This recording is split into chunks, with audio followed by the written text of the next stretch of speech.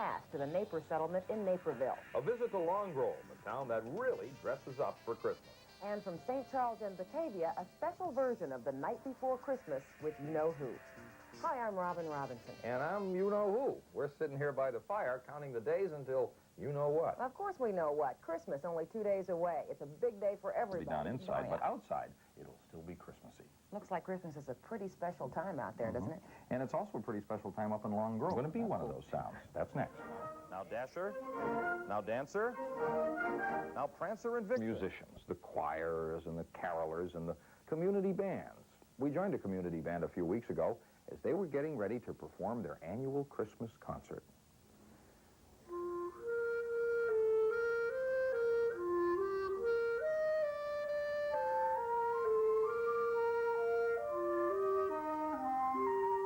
"7:30 on a Tuesday evening. The Fox Valley Concert Band rehearsing with conductor Rick Raddick. We don't really have any true musical professionals in the band. The people come from all walks of life. It's probably the most interesting thing about the band, at least for me, is seeing all of these people coming together to make music, and to make music good.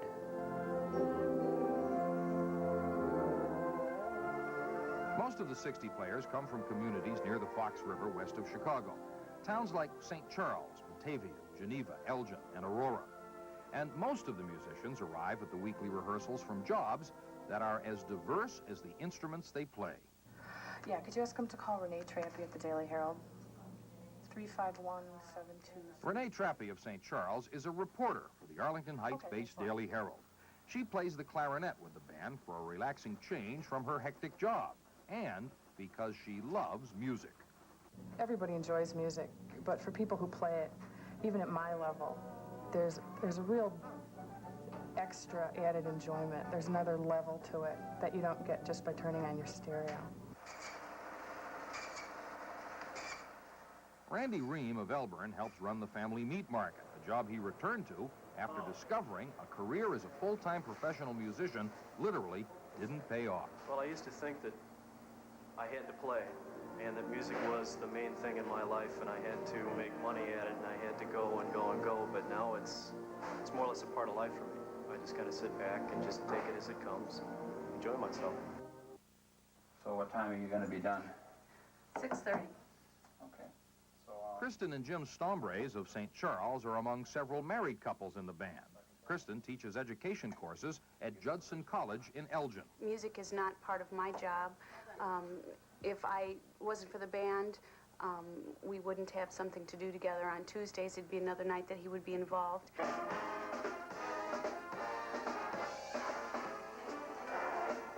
Jim Stombres comes to the Fox Valley Band with more than a passing interest in music. He's band director at Batavia High School, where his jazz ensemble is considered one of the best around. But why would a band director want to spend a free night playing in a band? I can go and play my instrument without having the responsibility that I usually have of conducting. So it's a real kind of a therapy time for me. Listen, you've got the eighth notes happening all around the band. Let's hear the melody of 2 now, and you've got to be aware of it while we're playing. Dee, dee, da, dee, da. Okay. Look at the notes in the second bar.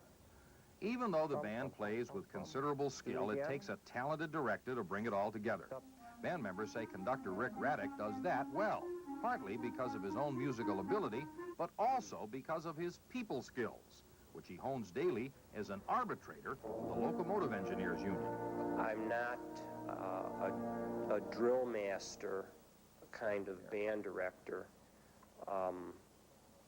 I think the motivation in large part has to come from within each player. Because of the extra work involved, Raddick receives a salary. All the other band members are volunteers. Most of the band's annual $5,000 budget goes for music and equipment. According to the band's president, Jim Engel, the group's sole support is local donations. We are supported from the park districts of St. Charles and Geneva, Batavia, and other places where we perform, and without that, there wouldn't be a band, really. The band plays major concerts each fall and spring, and also plays for holidays like the 4th of July and, of course, Christmas. Normally, the concerts are all instrumental, but this year the band decided to make an exception. I flew like a flash, tore open the shutters, and threw up the sash. That's right, me. I was invited to sit in and solo on the night before Christmas. Dancer. Now, let's listen. On Comet, on Cupid. Can we try that again? Narrator's problem. As you can plainly hear, I was out of practice. I mean, very few of my news stories for Channel 2 are done to the accompaniment of a live band. So I was just a wee bit nervous as I waited for my big number in the Christmas concert at the Homestead, a retirement community in Batavia.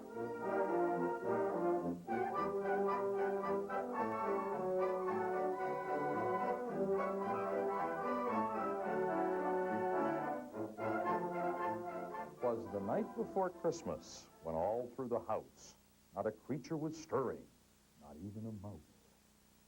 Well, I needn't have worried. With a capable band behind me and a steely-nerved conductor to guide me, I made it. Right through the Donner and Blitzen part, and all the way to the end. Dasher.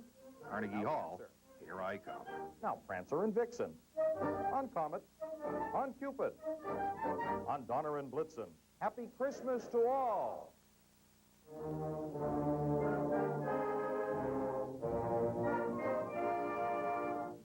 And to all, good night.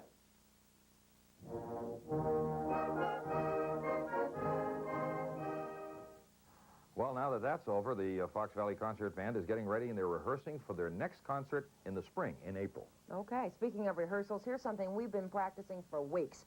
From all of us here at 2 on 2 to all of you, Merry Christmas and Happy Holidays. You messed up the line. Good night.